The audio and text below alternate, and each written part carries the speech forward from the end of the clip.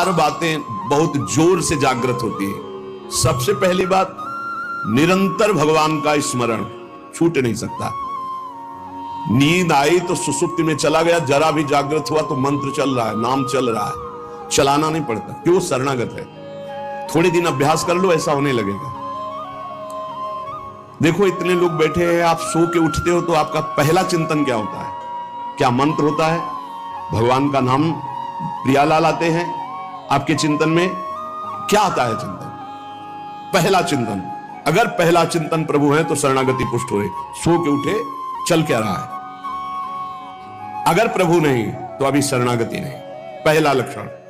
हमें लगता है कि आप लोग अनमोकीय होंगे, आप लोग शरणागत हैं कि आप जब सो के उठे तो आपका मंत्र चल रहा है, नाम चल रहा है, चतुरासी जी का कोई पद चल रहा है, या फिर ये चिंतन चल रहा है, राधा राधा राधा, चलो जल्दी स्नान करके फिर सत्संग में चलना है। फिर ये भागवतिक चिंतन, हमें लगता है कि ये दूसरी कोटि का चिंतन होगा, चलो स्नान करते हैं फिर। ऐसा पहला चिंतन होगा श्री जी का। ऐसा होता है? आप लोग देखिए, ऐसा होता है कि आप सो के उठे, आपका चिंतन श्री जी का चालू है? पक्का? आप लोग देख लीजिए, अगर ऐसा है तो उसका परिणाम निश्चिंतता, निर्भयता, निशोकता निश्चित जागृत हो जाएगी। और उसी का प्रातःकालीन उठने पर चिंतन चलेगा जो शयन के समय गाढ़ चिंतन करते हुए सोया है। ऐसे सुषुप्त के समय बिल्कुल ठीक वही अवस्था। अगर आप जो चिंतन कर रहे हैं तो जगते ही वही चिंतन आएगा ये। और अगर जीवन भर भजन किए तो मरते समय वही चिंतन आएगा, पक्का। जैसे जगते समय ऐसे मरते समय। इसीलिए भक्त निश्चिंत हो जाता है शरणागत। पहला, शरणागति का जांच करो हृदय में, भगवान का निरंतर चिंतन, प्रभु का निरंतर भजन। अगर नहीं हो रहा तो किसी अन्य का आश्रय लियो, वस्तु का, व्यक्ति का, स्थान का, भोग का। लिख लो आप दिमाग में चाहे कागज में। उस आश्रय का मिटिया मेट हुए बिना शरणागति पुष्ट नहीं होगी। आप अगर ईमानदारी से छोड़ दो तो छोड़ दो, नहीं भगवान फिर जो कहते हैं ना कि जो मेरा होता मैं, तो उनका जो ऑपरेशन होगा वो शायद है कि सह ना पाओ, क्योंकि शरणागत हो छोड़ेंगे नहीं। वचन से भी शरणागत हो आप छोड़ेंगे नहीं, तो उनका स्वभाव हम आपको बता रहे हैं। और हर ऑपरेशन बेहोश होके होता है। हमारे प्रभु ऑपरेशन होश का इंजेक्शन लगा करते हैं। पहले होश का इंजेक्शन, पूरी चेतना, फिर ऑपरेशन करते हैं, क्योंकि जड़ से मिटाना है। निरंतर भजन क्यों नहीं होता? इसका उत्तर है आपका कोई अन्य आश्रय है। कोई है व्यक्ति, वस्तु, स्थान, पदार्थ, पद, कुछ है जिसको तुम भजन से भी अधिक मानते हो, प्रभु से भी अधिक मानते हो, इसीलिए आपका भजन नहीं होता। जो सर्वतोभावेन शरणागत है, भजन करना नहीं पड़ता, भजन होता है। चलना प्रदक्षिणा होती, बोलना स्तोत्र होता है, सोना समाधि होती है, भोजन पाना यज्ञ होती है, हर चेष्टा उनकी भजन होती है। दूसरा, अपने प्रभु से कुछ ना चाहें, यहां तक कि मोक्ष भी ना चाहें। क्यों चाहें? क्या आप जानते नहीं हो कि क्या करना है? सर्वज्ञ हो, जब जो चाहे करो, हम राजी हैं। पहला, निरंतर भगवान का भजन। दूसरा, अपने प्रभु से कोई भी मांग ना रखना, शर्त ना रखना। जो शर्त होता है वो प्रेम नहीं होता। प्रेम में कोई शर्त नहीं होती, सौदेबाजी नहीं होती। प्रेम में सौदेबाजी नहीं होती, सौदेबाजी प्रेम नहीं होता, पक्की बात सुनो। तीसरा, प्रभु के हर विधान में आनंदित होना। प्रभु के हर विधान में आनंदित कौन होता है? शरणागत। नहीं तो विधान की जांच होती है, अनुकूल है कि प्रतिकूल। प्रतिकूल है तो नो नो नो। ये जो कच्चाई होती है शरणागति में, वो भरभरा जाता है, शोकित हो जाता है, इधर उधर डगमगा के आश्रय लेने लगता है। हर विधान उनका मंगलमय। चौथा, भगवान के किसी भी विधान में विरोध भाव ना करना। भगवान के प्रत्येक विधान में आनंदित रहना, भगवान के किसी भी विधान में विरोध न करना। जो किया अच्छा हो रहा है, नहीं बहुत हाहाकार मचने वाला है, सब नहीं, जो प्रभु का विधान है वो मंगलमय है, सब मंगलमय। चार बातें शरणागति में आती। निरंतर भजन, किसी भी तरह की भगवान से कोई शर्त चाह नहीं, उनके हर विधान में आनंदित रहना, भगवान के विधान को प्रतिकूल मान करके विरोध भाव नाना, विपरीत भावना नाना। अब निश्चिंत हो जाओ, तुम्हारी जिम्मेवारी श्री भगवान ने ले ली, शरणागत हो। अब तुम्हें किसी भी तरह का दुख आवे तो उबना नहीं है, वो सुख है, दुख रूप लेके आ रहा है। जैसे माया दुख भेजती सुख रूप में, पार्सल में ऊपर लिखा होता है सुख, और जब खोलो अंदर तो होता है दुख। जिसे तुम सुख समझते हो ये सुख नहीं, सुख की छाया है, समझ पड़ती नहीं है, गिरधर की माया है, भारी दुख है। दुखालयम शाश्वतम में जो भी पोस्ट आता है आपके पास वो दुखद ही है। माया भेजती है सामने वस्तु व्यक्ति स्थान, उसके परिणाम में अशांति दुख और आपके भजन की हानि पक्का, ये देख लीजिए। जन्म भर भगवान के साथ अर्जुन जी रहे हर समय, लेकिन गीता का उपदेश प्रारंभ हुआ शिष्यस्ते हम साधिमाम त्वाम प्रपन्नम। प्रपन्न से ही ज्ञान की उत्पत्ति होती है। जो भगवान की शरणागति, उसी से शुद्ध ज्ञान होता है। तब तक भगवान अंदर बैठे हैं, ज्ञान प्रकाशित नहीं करेंगे। जैसे अर्जुन जी के साथ रहते हुए गीता को उपदेश कब दिया? जब अर्जुन जी ने कहा शिष्यस्ते हम साधिमाम त्वाम प्रपन्नम, मैं आपका शिष्य हूं, आपका शरणागत हूं, आप मुझे ज्ञान। भगवान गीता जी, ज्ञान का फल क्या हुआ? बोले नष्टो मोहा स्मृतिर्लब्धा तत्प्रसादान्मयाच्युता। मोह का नाश हो गया, स्मृति जागृत हो गई आपके कृपा प्रसाद से, हे गोविंद, हे अच्युत। तो इसी प्रकार हमारे अंदर भी सब ज्ञान जागृत हो जाएगा, पहले हम भगवान की शरणागत हो। त्वाम प्रपन्नम, भगवान का सर्व समर्पण भाव ही सब दिव्यताएं जागृत करता है।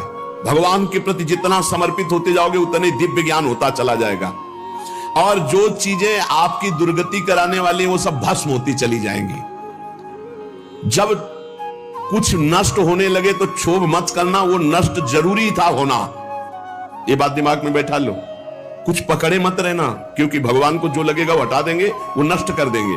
जो वस्तु भगवान नष्ट करे तो जान लो परम मंगल विधान, ये वस्तु हमें भगवत प्राप्ति में बाधा पहुंचा देती, इसलिए भगवान ने उसे नष्ट कर दिया। भगवान को समर्पित वस्तु के नष्ट होने में तुम्हें क्यों जलन हुई?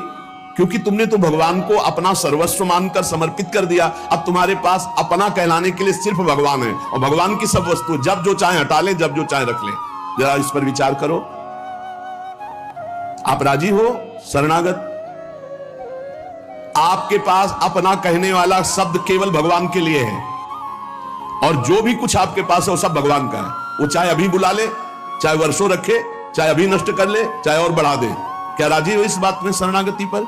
अंदर से देख लो, तुमने तो दे दिया भगवान को, और तुम्हारा था कब, और वो था कौन, तुम्हें पता है? नहीं पता। इसी अज्ञान का नाश करने के लिए पहले ये बात स्वीकार करो, अपना कहने के लिए हमारे पास अब एक बात रह गई है, प्रभु। हमारे पास जो कुछ है, शरीर, मन, प्राण, आत्मा, परिवार, धन, संपत्ति, सब प्रभु को दे दिया। सोहम तभी वास्तिता। अब जब प्रभु को दे दिया तो जब मन आवे तब ले ले। जैसे हम अपने घर की कोई वस्तु किसी को दे दिया, वो कह रहा है रखे रहो, हम ले लेंगे। अब जब कभी वो ले ले तो ईमानदारी से हमको दुख नहीं होना चाहिए, क्योंकि हमने उसको दे दिया। अब आप देख लीजिए, तुम जो भी करते हो वो मेरे को समर्पित कर दो। एक एक बात समझ लो। यहां यत करो से कहा है, ये करो ऐसा नहीं कहा। तुमसे जो भी हो रहा है तुम भगवान को समर्पित करो। पहला काम ये, हम शरण में जा रहे हैं, सर्वधर्मान परित्यज्य। हम भगवान की शरण की तरफ यात्रा कर रहे हैं। यत करोषि, ये तो सर्वाणि कर्माणि मयि सन्न्यस्य मत्पराः, मेरे परायण होकर सारे कर्म मेरे को समर्पित कर। क्या जाता है? तुम जो कर रहे हो, ऑफिस जा रहे हो, नौकरी कर रहे हो, किसानी कर रहे हो, व्यापार कर रहे हो, 8-10 घंटे जो कर रहे हो उसमें बीच बीच में भगवत स्मरण करो, और पूरे 8 घंटे भगवान को समर्पित कर दो। कितना बढ़िया साधना बन रही। और जब भगवान को समर्पित करने की बात रहेगी तो स्मृति रहेगी भगवान की। यत करोषि, तुम सारे के सारे कार्य मेरे को समर्पित कर दो। यत माने जो कर रहे हो। तो क्या उसमें पापाचरण भी होता है क्या? तो क्या भगवान के लक्ष्य रखने वाले उपासक में पाप वासना वाली बातें रहती क्या? इसका मतलब सत्संग सुना नहीं, इसका मतलब सतमार्ग में भी तुम्हारा प्रवेश नहीं हुआ। नहीं तो ये प्रश्न ही नहीं उठता कि भगवत मार्ग में चलने वाले का कदम कुमार्ग में चला जाएगा। भूल न दे ही कुमार्ग पाऊं। छोटी मोटी अगर कभी कोई त्रुटि गलती हुई तो पश्चाताप की अग्नि में भस्म हो जाता है। वो भगवान को समर्पित गंदे आचरण नहीं करता, वो प्रार्थना करता है, प्रभु ये त्रुटि हो गई हमसे, हे नाथ इसको संभाल दो, मेरे बस की बात नहीं। वो भी इस तरह से प्रार्थना पूर्वक समर्पित है। यद करोषि और यदर्शनासि, जो भी तुम्हारी जिह्वा में, रसेंद्री में जाए, पानी जाए, भोजन जाए, बिना भगवान को अर्पित किए नहीं जाना चाहिए। अभी शरणागति पुष्ट हो जाएगी। जो भी कार्य करो भगवत समर्पित करो। एक स्थिति आती है जहां भगवत समर्पित करना नहीं पड़ता, स्वयं होता रहता है। वो होता है तन, मन, वाणी और अहम, इनका समर्पण जिनका हो चुका है पूर्ण रूप से।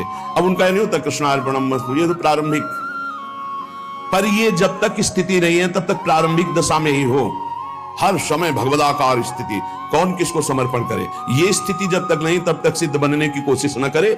आचरण जैसा आज्ञा हो रही शास्त्र की वैसे चले तो स्थिति आ जाएगी। यदश्नासी, बिना भगवान को अर्पित किए कुछ नहीं खाना। भगवान आदेश करे जो पा रहे हो वो मेरे को अर्पित करो पहले। यदि शुद्ध शरणागति प्राप्त करना है तो जो कर्म कर रहे हो पहले, ये तो सर्वाणि कर्माणि, भगवान कह रहे हैं यत् करोषि, जो कर रहे हो मेरे को अर्पित करो। जो खा रहे हो वो मेरे को अर्पित करो। कुछ भी ऐसा खाओ मती जो भगवान को अर्पित नहीं कर सकते, ऐसा करो मती जो भगवान को अर्पित नहीं कर सकते।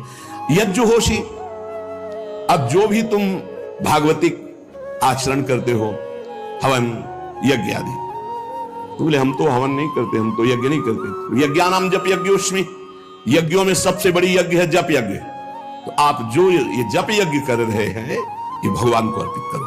भगवान कह रहे हैं ददासी, जो तुम दान देते हो, दूसरों की सेवा करते हो, उसके भोक्ता मत बनो, कर्ता मत बनो। कर्ता कैसे नहीं बनोगे? हमारी वस्तु है, हम दान देते हैं, नहीं नहीं, प्रभु की वस्तु है। त्वदीयम वस्तु गोविंदम तुभ्यमेव समर्पये, आपकी दी हुई वस्तु आप इस रूप में आए, आपको दे दिया। ये भगवत शरणागति पुष्ट होने का उपाय भगवान करें। यह तपस्या से, जो तुम साधना कर रहे हो, जो तुम तपस्या कर रहे हो, वो सब मेरे को अर्पित कर दो। अर्थात तुम्हारी पूरे जीवन की, पूरे दिन की जितनी चेष्टाएं सब भगवत अर्पित होनी चाहिए। इससे तुम्हारी शरणागति पुष्ट हो जाएगी। यद करोसी यदस्नासी यज्जुहोसी ददासी यद तपस्यसि कौन्तेय तत्पुरुष मदर्पणम, मेरे को अर्पित कर दो। अब ध्यान रखना, अब अपनी कमी की चिंता नहीं करनी, क्योंकि हमने भगवान को सब कुछ अर्पित कर, और कमी रहेगी नहीं। कमी रहती है अहंकार के कारण, भगवत विमुक्ता के कारण। फिर भी आपको संतुष्ट करने के लिए कह रहे हैं कि जैसे हम अपना मकान किसी को दे देते हैं, तो मकान में जाले लगे हैं या टूटा है या कुछ भी बिगड़ा है, अब ये सारी जिम्मेवारी जिसने मकान खरीद लिया, ले लिया, उसकी होती है। वो मरम्मत करवाएगा, वो सफाई करवाएगा। ऐसे ही हम अपने तन को, अपने मन को, अपने प्राणों को, अपने जीवन को जीवननाथ प्रिया प्रीतम के चरणों में समर्पित कर दिया। अब हमको बेपरवाह रहना है इस विषय से। अब हमारा क्या होगा हमको ये चिंता नहीं करनी। अगर चिंता है तो शरणागति नहीं हुई, अगर ये चिंता है कि मेरा क्या होगा तो शरणागति नहीं हुई। सोचो, संसार में कोई तुम्हें प्यार नहीं करता, मान लो बात।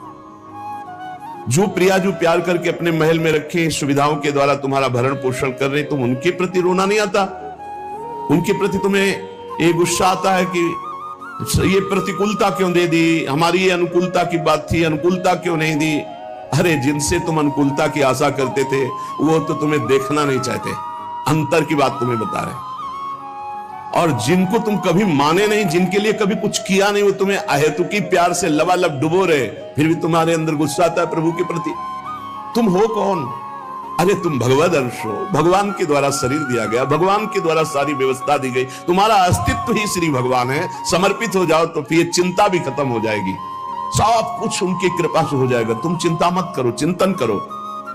भगवान हमें मोक्ष दे दे, भगवान हमें स्वर्ग दे दे, भगवान हमें अनुकूलता दे दे, भगवान हमें अमुक वस्तु दे दे, ऐसा सोचने वाला समर्पण नहीं हुआ, अभी शरणागत नहीं हुआ। सर्व समर्पण में ये सोच ही नहीं रह जाती। जब तक अहंकार है तब तक समर्पण का नाटक है, समर्पण नहीं। अहंकार है वहां सर्व समर्पण नहीं है। इसीलिए ये सब प्रश्न और सब चिंताएं, शोक, इनकी गुंजाइश नहीं। शरणागत के पास कोई भी किसी भी तरह की चिंता और संशय वृत्ति नहीं रहती। सर्व समर्पण हो जाने पर अब जिम्मेवारी भगवान की है, हमारी नहीं। हमारा केवल कर्तव्य भगवान का आदेश पालन करना। वो आदेश करें अनन्यस चिंतयन्तो माम, केवल मेरा अनन्य चिंतन करो, माम अनन्यस चिंतन। जिस प्रकार पतिव्रता पत्नी पर पति का पूर्ण अधिकार होता है, उसी प्रकार पत्नी का पति के संपूर्ण वैभव पर भी अधिकार और गोत्र पर भी अधिकार। वही नाम, वही गोत्र, वही संपत्ति। जिसके जीवन में भगवान के प्रति समर्पण आ गया तो उसकी ठसक हो जाती। तुम किस गोत्र के हो? बोले अच्युत गोत्र, श्री हरिवंश सुगोत्र कुल। जो अपनी महिमा से कभी च्युत नहीं होते, उन हम भगवान के हैं। अब हमारा गोत्र, हमारी जाति, हमारा कुल भगवान है। और यही सिद्धांत परम सत्य है। एक माई आके बहुत रोई और कही जिंदगी हो गई, नौ दुर्गा पूरी रहती थी।